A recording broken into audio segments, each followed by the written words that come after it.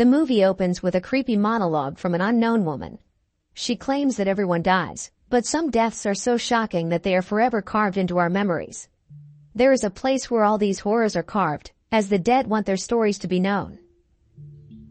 The movie then cuts to a bookseller, who is busy arranging books on the shelves. Suddenly, he is approached by a thug named Bennett, who comes after him with a knife. Turns out he owes Bennett money, and hasn't been able to pay for a long time. In a last-ditch attempt to save himself, the bookseller informs Bennett about a rare book worth millions and gives him the location. But despite this, Bennett still eliminates him by slashing his throat. The thug then gets out of the store, and he tells his accomplice about the rare book called the Book of Blood. Meanwhile, we see the dead storekeeper with a smile on his face, indicating he sent Bennett on a dangerous mission. Following this, we see the name Jenna carved on someone's bloody skin. The scene then shifts to a young college student, Jenna, who lives with her parents in a luxurious house located near the sea. She appears to be recovering from depression caused by a past incident involving her friend. Her mother encourages her to open up, but Jenna likes to keep her inner thoughts to herself. During dinner, we learn that Jenna is easily irritated by normal sounds like chewing, water dripping, and laughing.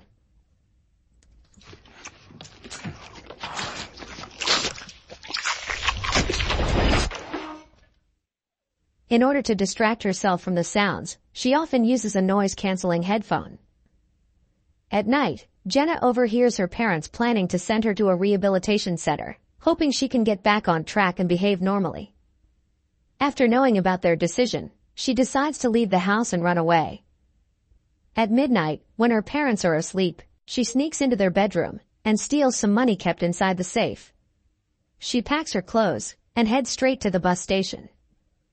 Since she has nowhere to go, she asks for a ticket to Los Angeles. However, while getting out of the station, Jenna notices a strange man in black staring at her. She quickly walks away and gets on the bus. During the journey, Jenna is irritated by various sounds of people eating behind her seat. She puts on her headphones, but her paranoia doesn't end, as she sees strange things inside the overhead compartment. After a few hours, the same man in black enters the bus and takes a seat. This freaks Jenna out, so she immediately gets off the bus at the next stop. While walking around aimlessly, she is nearly taken out by a fast-moving car. Jenna then enters a cyber cafe and searches for nearby accommodations. She doesn't have many options, so she books a cheap place. In the next scene, Jenna arrives at the large homestay. She is warmly welcomed by the owners, an old couple named Ellie and Sam. Jenna then goes to her room, and she is approached by a young man, Gavin, who's also a guest in this homestay. They then have a casual chat before going their separate ways.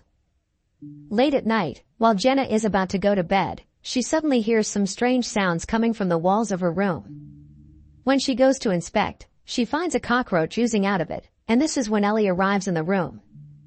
The old woman calms Jenna down and invites her to have some tea and cake. Later, Ellie reveals that she used to be a registered nurse while her husband, Sam, is a carpenter.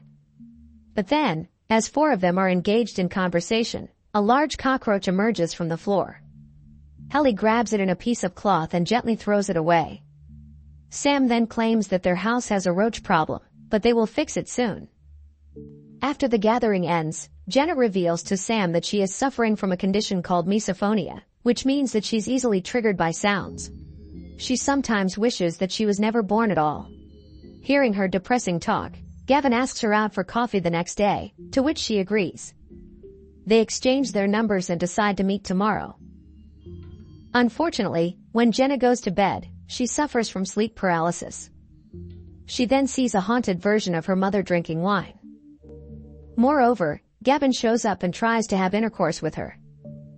Then, the old couple measure her for some ritual, while Jenna sees the same man in black creepily peeking at her through the window. Soon after, she vomits hundreds of cockroaches from her mouth, and it turns out everything was just her nightmare. In the morning, Jenna goes to a nearby cafe to have a coffee with Gavin. She waits for him for a few minutes, but strangely, he doesn't show up. At this moment, she again spots the creepy man in black staring at her.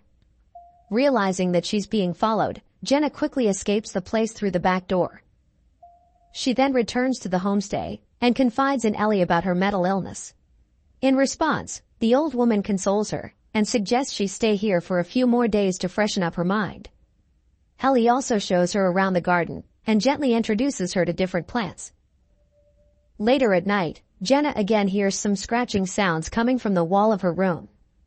She takes a closer look into the wall and discovers a secret cabinet. And then upon opening it,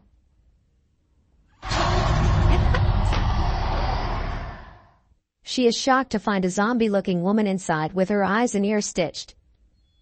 Ellie knocks at the door, while Jenna gets a text message from Gavin, so she urges him to call the cops. But what she doesn't expect is that it turns out Ellie is the one messaging from his phone. Just then, the zombie woman grabs Jenna's hair through the wall, so Ellie inquires if everything is fine. Here Jenna realizes that she needs to get out of here, so as soon as Ellie enters the room, she knocks her out with a strike to the head. Jenna approaches each and every door inside the house, but all of them appear to be locked. Desperate to get out of the house, she starts observing the walls, until she finds a secret path. Jenna then enters the dark room without thinking, only to come across several zombies like people kept inside.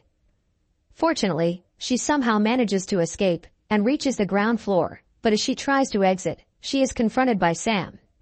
Ellie then knocks Jenna out by injecting her with a sedative. When Jenna wakes up, she finds herself confined to a chair. She can see and hear everything but can't move.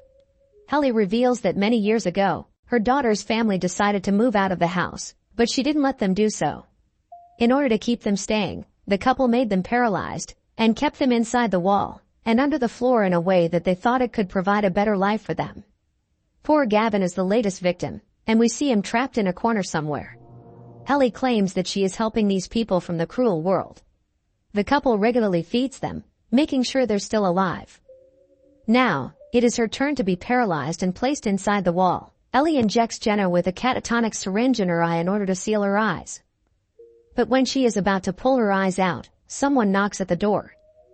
Ellie goes to the door, only to find the same man in black. He brings out a picture of his son with Jenna and inquires if she's here. He also reveals that he has been following her everywhere as he wants to talk with her. Ellie responds that Jenna left a few hours ago, but she invites the man inside for some tea. Following this, the man reveals that his son, Tony, and Jenna were a couple. He has been searching for Jenna because she was on the call with Tony the night he died.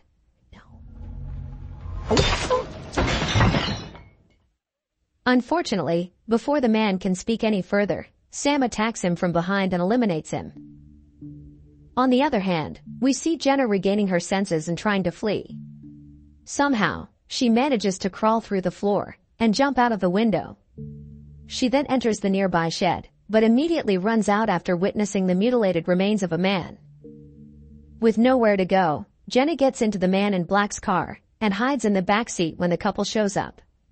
Sam loads the dead man in black in the same car and drives it away. Ellie follows him closely in her own car. After a while, they arrive at a secluded location which is on top of a hill. Sam gets out of the vehicle and manipulates it in such a way that it drives off the cliff. Unbeknownst to them, Jenna is still inside it, and she screams as the car plunges down the hill. In the next scene, we see another name, Miles, carved into someone's bloody skin. A blurry footage is then shown featuring a naked man inside a small room. All of a sudden, he begins experiencing something supernatural and the lights go out. The man's terrifying screams are heard, and when the lights come back on, there are bloodied writings all over the walls, indicating that he met something evil. A psychic researcher named Mary watches the video, and she regards the video as fake and doesn't pay much attention to it. Later, we get to know that her only son, Miles, is suffering from cancer. When Mary goes to see him at the hospital, she finds her ex-husband outside. Turns out this man left the family long ago, and Mary vehemently refuses to let him see his son.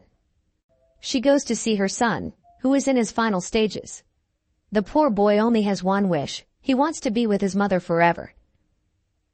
After a few days, we get to know that Miles has passed away, and despite the grief, Mary goes to work at her office.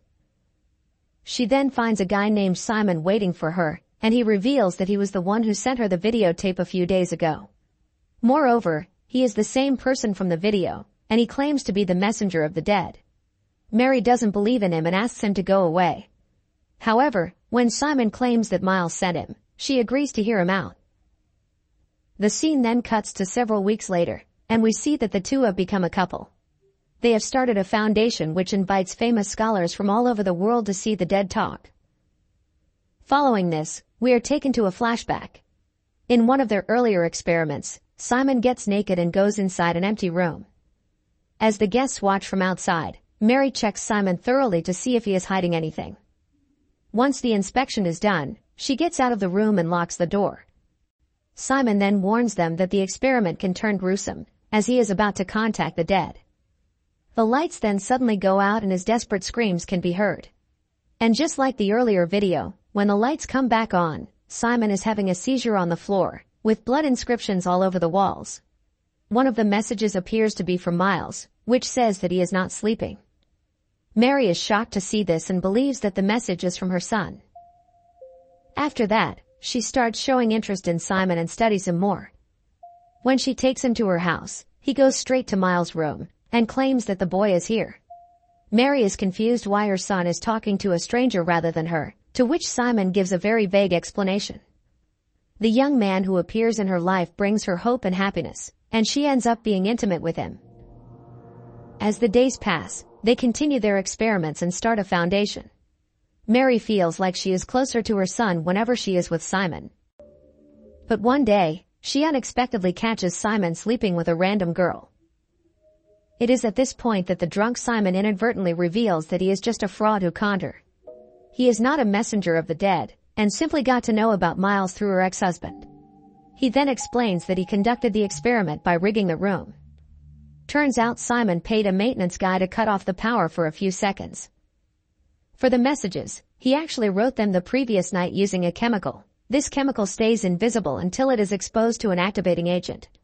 And to make the seizures realistic, he injected himself with a microdose of penicillin 1 hour before the act. Hearing all this, Mary is shattered, and she goes to her son's room.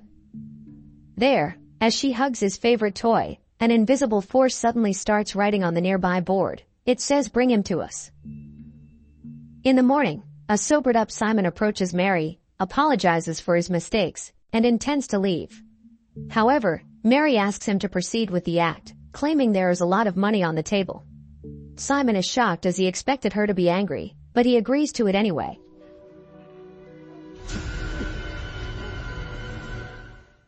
The movie then cuts to the present, where Mary is having a meeting with a group of investors. She happily announces that Simon will give them a live demonstration about his abilities. Simon then asks what she's doing, as he's not prepared for the act, but Mary tells her to just play along. She then leads him to Miles' room, strips him naked, and locks the door, telling the audience that no matter what happens the door must be closed. All of a sudden, Simon sees the chair moving, and then goes to Miles sitting on the chair. Then, several other spirits show up and begin attacking him. They brutally carve his skin and write hundreds of messages on it. Simon pleads and screams to be rescued, but Mary chooses not to interfere, while the whole town falls into darkness in an instant. When she finally opens the door, she finds a bloodied and half-dead Simon on the floor. His entire body is now covered with messages from the dead. We are then shown the name of Bennett written in blood, and the scene shifts back to Bennett and his accomplice, Steve. They are traveling to a place called Ravenmoor in search of the Book of Blood, and they nearly hit a girl, who turns out to be none other than Jenna. As the duo is about to reach their destination, Steve warns Bennett that Ravenmoor is a haunted area, and that nobody dares to go there. However, Bennett, who is blinded by money, urges Steve to drive without complaining. Unfortunately, as soon as they enter the area of Ravenmoor, strange things start happening. Their car battery inexplicably dies out, leaving them stuck. Bennett goes out to check the problem, and during this, Steve notices the spirit of his mother. Without saying anything, he follows her to a nearby church. Bennett goes after his friend, and soon finds him. Here Bennett thinks he's praying, but turns out he's holding a gun at his throat. It is evident that he has been possessed by the spirit.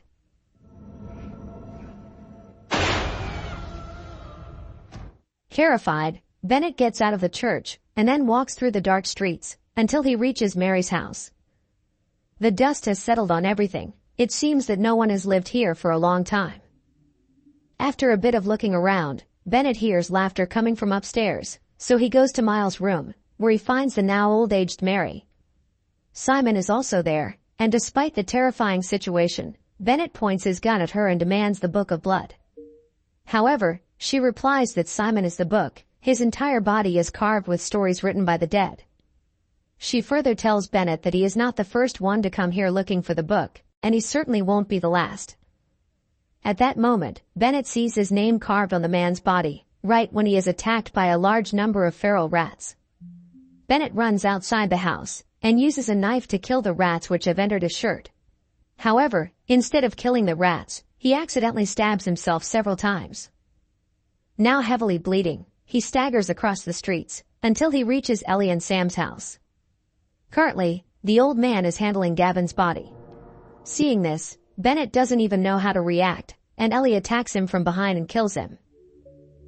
The scene then shifts to Jenna, who is in the hospital, having survived the accident. The police tell her parents that they found her body alongside Tony's father's. Jenna's mom then reveals that Tony and Jenna were in a relationship before he tragically passed away. A few days later, Jenna is released from the hospital, but she is heavily depressed. One night, she starts reminiscing about the time spent with her ex-boyfriend. We are then shown a flashback of Jenna's final conversation with Tony. Both of them are mentally ill patients trying to recover themselves. In a shocking turn of events, it is revealed that Jenna was the one who instigated Tony to kill himself. They had a suicide pact, and Jenna claimed that she was also on top of a roof, just like him. However, she was at home, unable to go through with it. Tony was also scared to commit the deed, but when she called him a coward, he went ahead and jumped off the building. At present, Jenna feels guilty for her actions and cries remembering it. Fed up with what her life has become, she once again runs away from home and voluntarily visits the evil couple. She asks them to end her suffering, and they happily oblige. The couple then performs their experiment on Jenna, stitching her eyes and ears. The movie ends as she is buried in one of their chambers. We can see a smile on Jenna's face as she is finally rid of the damning noises. That's a wrap on our character's journey. Let me know what you think in the comments and drop your suggestions for the next movie we should chat about. Stay awesome and don't forget to hit that like button, subscribe, and ring that notification bell. See you on the flip side of movie magic.